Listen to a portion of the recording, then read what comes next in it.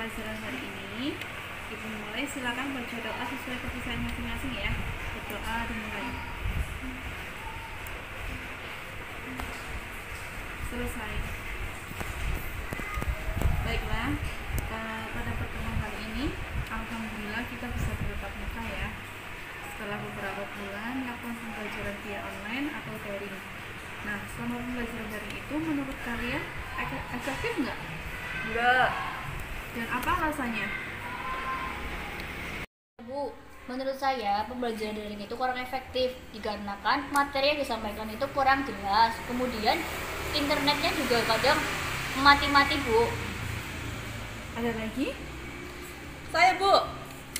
Kalau menurut saya pembelajaran daring itu membosankan, Bu. Ada juga kalau pembelajaran daring sedang berlangsung, ada juga teman-teman dari kita yang tidur, ada yang asik main sendiri, ada yang ke belakang atau main-main sendiri, tidak mematikan kalau daring itu sedang berlangsung. Yang pertama adalah pengertian belajar. Keberhasilan seseorang hanya dipengaruhi oleh bagaimana cara belajar yang dilakukannya. Untuk itu, kita harus memahami apa yang dimaksud dengan belajar.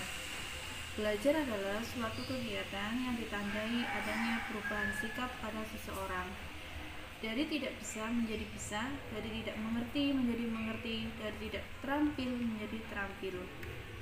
Perubahan sikap tersebut mencakup yang pertama, perubahan pengetahuan kognitif, yaitu dari tidak tahu menjadi tahu, dari tidak bisa menjadi bisa.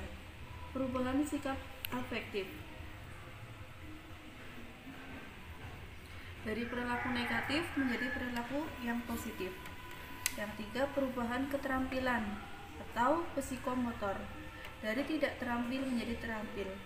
Belajar juga merupakan hasil dari pengalaman dan latihan yang berkelanjutan. Agar belajar efektif dan mendapatkan hasil yang optimal, maka perlu perhatikan faktor-faktor yang berkaitan dengan belajar. Untuk memperoleh belajar yang efektif dan hasil yang optimal, ada beberapa faktor yang harus diperhatikan dalam belajar sebagai berikut ini ya. Yang pertama, ada niat yang tertanam dalam diri. Yang kedua, banyak membaca bahan-bahan pelajaran, baik buku pegangan yang ditentukan oleh sekolah maupun buku penunjang, sehingga ilmu pengetahuan yang dimiliki semakin luas. Jadi tidak terpatok hanya untuk pelajaran-pelajaran yang di sekolah saja ya. Iya, Bu. Yang ketiga, memperbanyak latihan-latihan, terutama dalam menyelesaikan tugas-tugas pekerjaan sekolah. Yang keempat, waktu belajar harus diatur sedemikian rupa agar tidak menimbulkan kejenuhan. Jadi kalian di rumah juga harus bisa memanage waktu untuk belajar. Yang kelima, membuat jadwal belajar latihan serta melaksanakannya dengan penuh disiplin. Keenam, mengkonsentrasikan diri dalam belajar, karena hal ini sangat erat hubungannya dengan daya tanggap. Harus fokus ya untuk yang ini.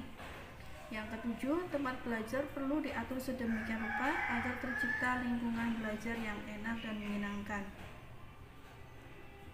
Bisa dimengerti ya? Bisa, Bu.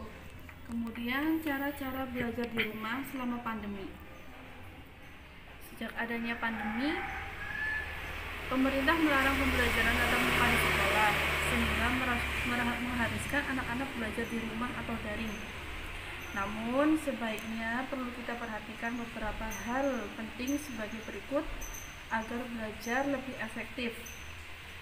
Di antaranya, pertama,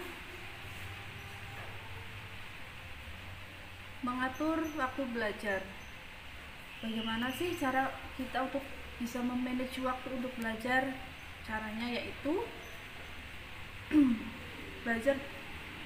keteraturan belajar merupakan langkah utama keberhasilan. Untuk itu, buatlah rencana belajar sesuai dengan waktu sekolah Anda.